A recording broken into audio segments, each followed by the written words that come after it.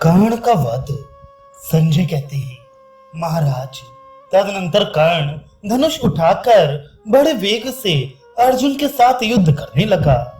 उस समय श्री कृष्ण ने अर्जुन से कहा, तुम कर्ण को दिव्यास्त्र से ही घायल करके मार गिराओ। भगवान के ऐसा कहने पर अर्जुन को कर्ण के अत्याचारों का स्मरण आया। फिर तो उन्हें भयंकर क्रोध चढ़ा। उनके रोम रोम से आग की चिंगारियां छूटने लगी। एक अद्भुत बात हुई। ये देख कर्ण ने अर्जुन पर ब्रह्मास्त्र का प्रयोग किया। अर्जुन ने भी ब्रह्मास्त्र से ही उसके अस्त्र को दबा दिया। इसके बाद उन्होंने कर्ण को लक्ष्य करके आग्नेय अस्त्र छोड़ा, जो अपने तेज से प्रज्वलित हो उठा। किंतु कर्ण ने उसे वारुणास्त्र से शांत कर दिया। साथ ही आकाश में बादलों की घटा गिराई। संपूर्ण दिशाओं में अंधेरा छा गया, परंतु अर्जुन इससे विचलित नहीं हुए।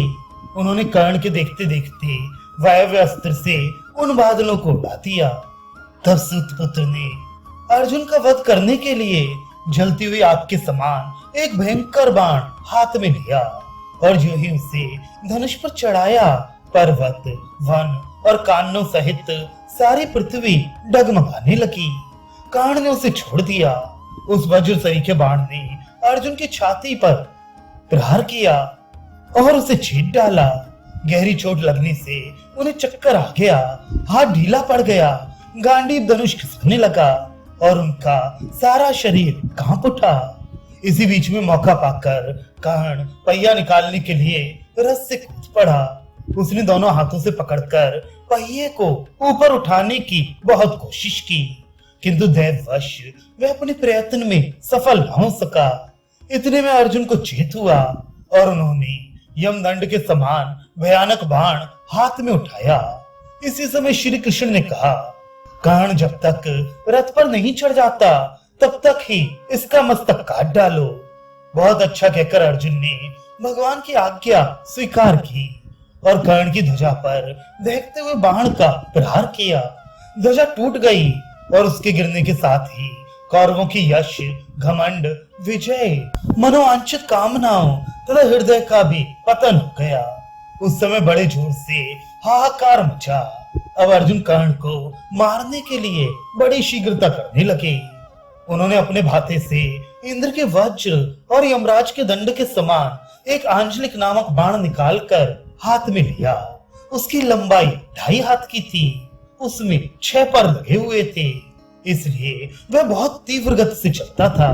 वह बाण सब ओर फैली हुई कालाग्नि के समान घोर तथा पिनाक और सुदर्शन चक्र के समान भयंकर था।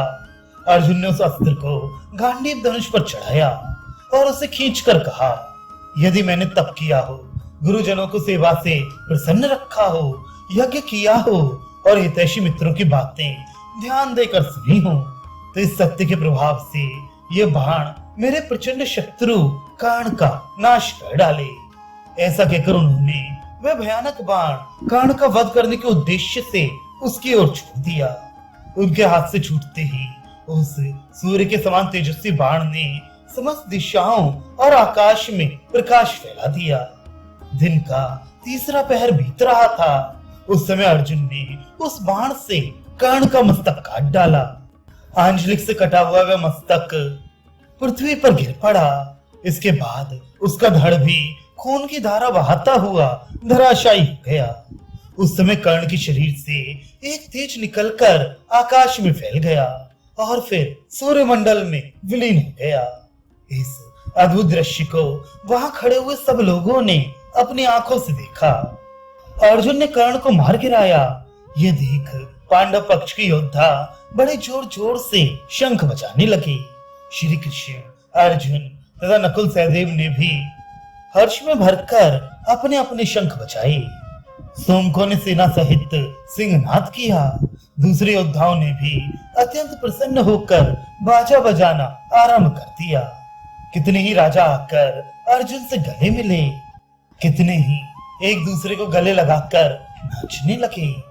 कर्ण के शरीर को खून से लथपथ हो पृथ्वी पर पड़ा देख मदराज शल्य उस टूटी हुई ध्वजा वाले रथ के द्वारा ही वहां से भाग गए। कर्ण की मृत्यु देख कौरव पक्ष के अन्य योद्धा भी भयभीत होकर भाग चले।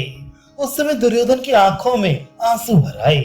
वह बारंबार उच्छ्वास लेने लगा। दोनों पक्ष के योद्धा कर्ण की लाश देखने के लिए उसे घेर कर खड़े हो गए। कोई प्रसन्न था, कोई भयभीत। किसी के चेहरे पर विषाद की छाया थी तो कोई आश्चर्य में ही डूबा हुआ था। सारांश ये था कि जिनकी जैसी प्रकृति थी वे उसी प्रकार हर्ष या शोक में मग्न हो रहे थे। कर्ण के मरने पर भीम ने भयंकर सिंहनाद करके पृथ्वी और आकाश को कपा दिया। वे धृतराष्ट्र के पुत्रों को डराते हुए ताल ठोक कर नाचने कूदने लगे। सोमक, संजय तथा दूसरे क्षत्रिय भी अत्यंत हर्ष में भरकर एक दूसरे को छाती से लगाते हुए शंखनाद करने लगे। उस समय मधुराज शल्य का चित्त ठिकाने नहीं था। वे दुर्योधन के पास पहुंचकर आंसू बहाते हुए बड़े दुख के साथ बोले, राजन, तुम्हारी सेना के हाथी, घोड़े, रथ और योद्धा नष्ट भ्रष्ट हो गए। मानो उन पर यमराज का आधिपत्य हो गया है। आज कर्ण और अर्जुन में जैसा युद्ध हुआ है वैसा पहले कभी नहीं हुआ था।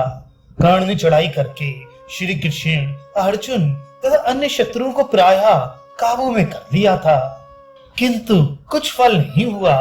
निश्चय ही धैर्य पांडवों के अधीन होकर काम कर रहा है। वह उनकी तो रक्षा करता है और हमारा नाश। यही कारण है कि तुम्हारे अर्थ की सिद्धि के लिए प्रयत्न करने वाले सभी वीर शत्रुओं के हाथों से बलपूर्वक मारे गए। तुम्हारी सेना के प्रमुख योद्धा इंद्र, यम और कुबेर के समान प्रभावशाली हैं। उनमें पराक्रम, शौर्य, बल, तेज तथा और भी बहुत से उत्तम गुण मौजूद हैं। वे एक प्रकार से अवध्य थे तो भी उन्हें पांडव योद्धाओं ने रण में मार डाला। अतः भारत, तुम शोच ना करो, ये सब प्रारब्ध का खेल है। सबको सदा ही सिद्धि नहीं मिलती, ऐसा जानकर धैर्य धारण करो।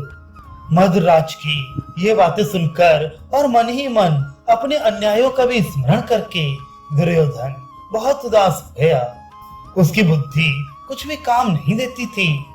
दुख से अत्यंत पीड़ित होकर वह बारंबार लंबे उत्साह से मरने लगा।